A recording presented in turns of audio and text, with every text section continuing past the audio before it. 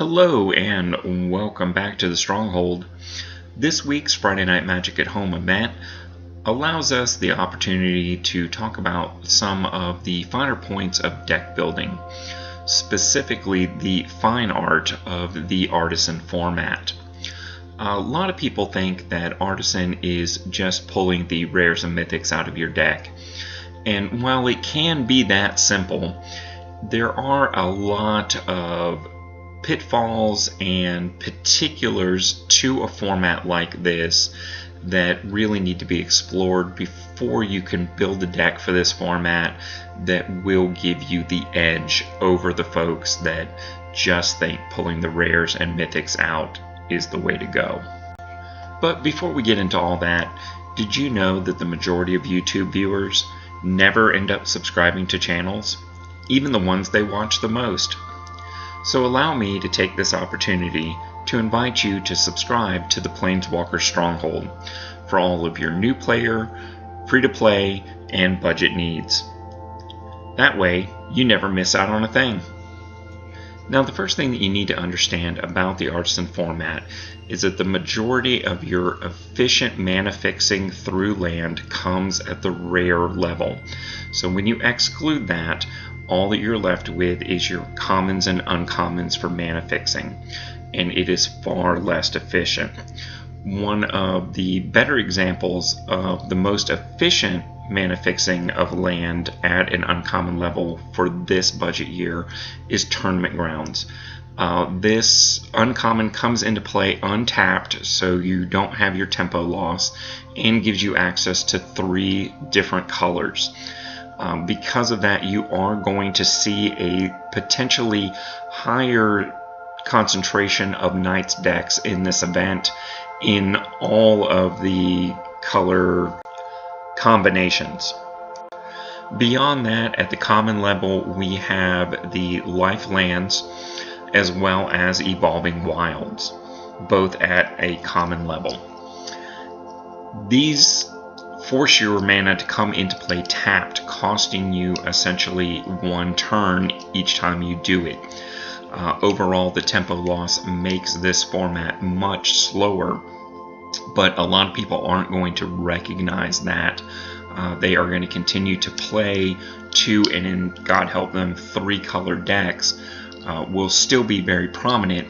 The key thing to understand is that they are going to be slower, and that is an advantage that we can lean into in order to make ourselves more competitive in this format. The most obvious solution then is for us to play a monocolored deck. Since a basic land always comes into play untapped, it gives us a distinct advantage on tempo against decks that are bringing many of their lands into play untapped. An obvious choice here is a deck that we have talked a lot about. Our mono red bombardment not only does not give us the tempo disadvantage, but it laying very heavily into haste creatures even accentuates our speed differential and makes us more competitive. But instead, today we're going to talk about another way to turn that speed advantage to our favor. We are going to talk about mono green and its ability to ramp. In essence, our opponents are giving themselves a half turn or turn disadvantage by using come into play tapped lands, whereas we are going to play lands that come into play tapped and play spells that allow us to ramp turns ahead. Very easy for us to end up on our turn 4 or 5 while our opponent is still on their effective turn 3.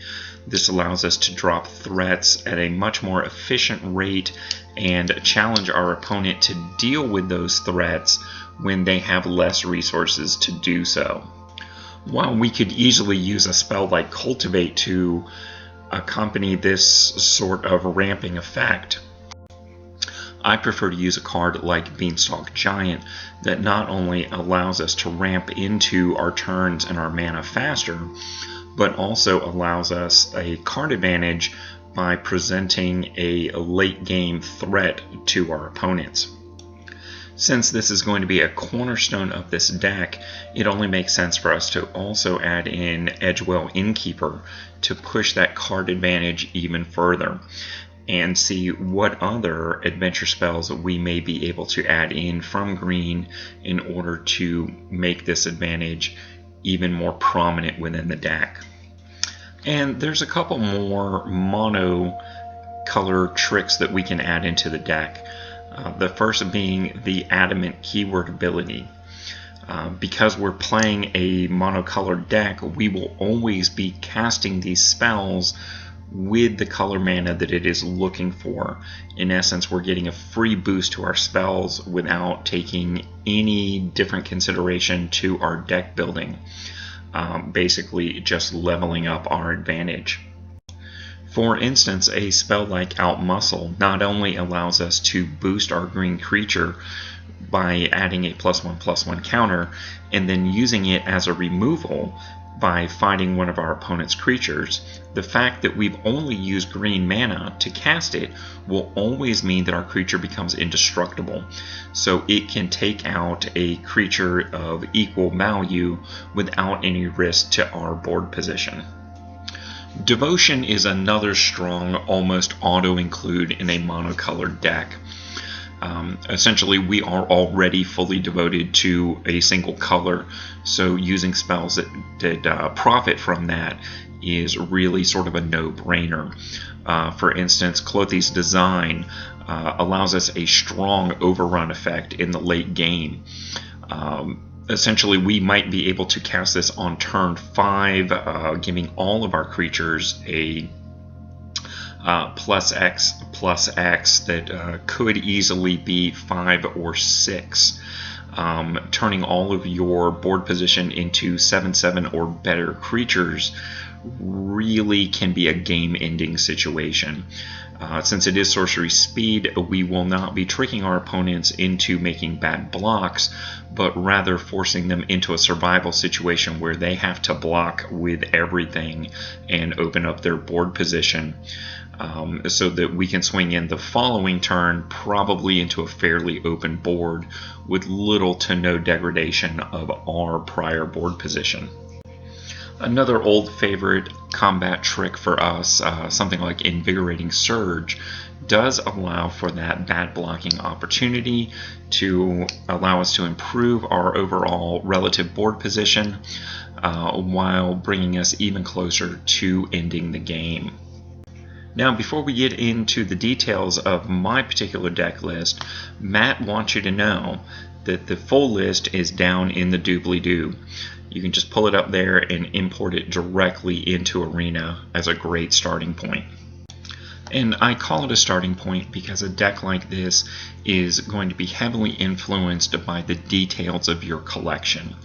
And I cannot absolutely determine exactly what you've been able to draft and what you have not. So please feel free to take a deck list like this and tweak it to the details to match your collection. For instance, something like Outmuscle, we talked about how good that can be in this deck, but if you don't have any copies of Outmuscle, just replace it with something like Rabid Bite. On the other hand, if you happen to have more copies of Outmuscle, running 3 or 4 copies is probably not a bad idea. I believe I only have 1 in this list because that's what I happen to own.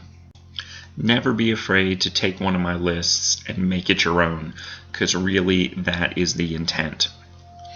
Now, as you can see from this list, we have leaned heavily into that adventure card advantage package, really bringing in some of the best mono green has to offer in the adventures.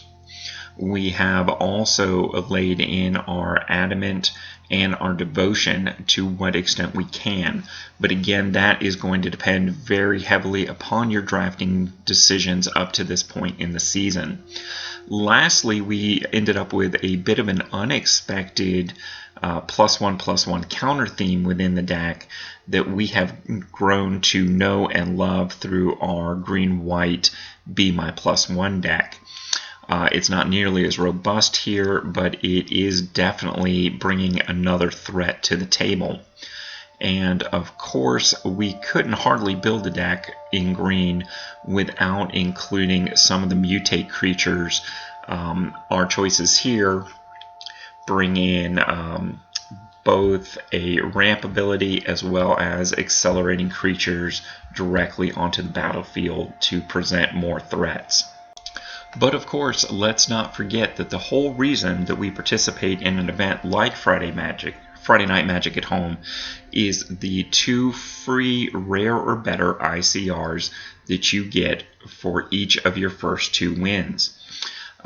That is a fantastic way to take very limited resources, including your time, and greatly improve the quality of your collection by adding 2 free rares.